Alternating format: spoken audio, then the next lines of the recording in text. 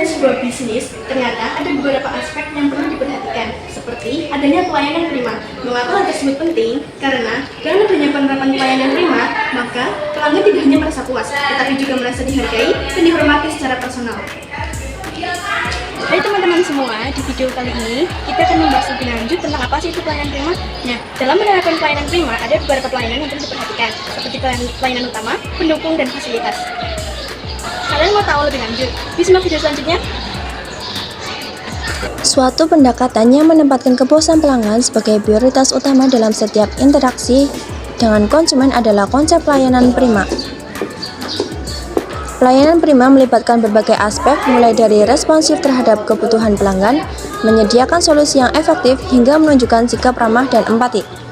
Tujuan utamanya adalah untuk menciptakan pengalaman yang positif bagi pelanggan, yang pada gilirannya dapat meningkatkan loyalitas pelanggan, citra merek, dan pertumbuhan bisnis secara keseluruhan.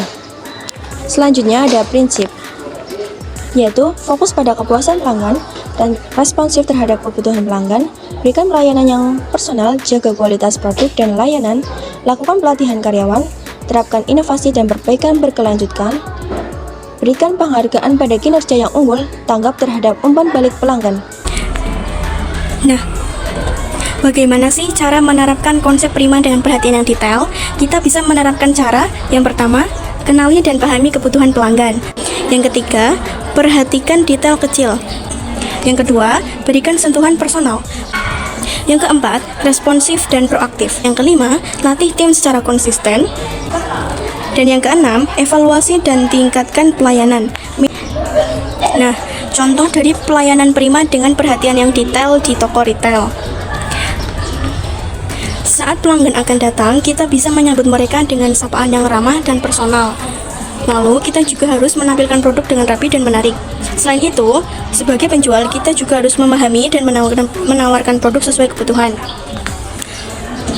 Selain itu juga, kita juga harus menerapkan layanan di kasir dengan cepat dan detail. Dan yang terakhir, follow up dan bangun hubungan jangka panjang dengan pelanggan. Saya adalah pelanggan setia Indomaret.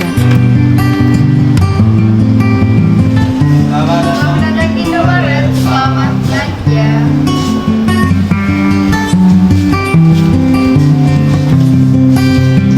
Nah, itulah contoh pelayanan prima ketika penjual menyambut kedatangan pembeli.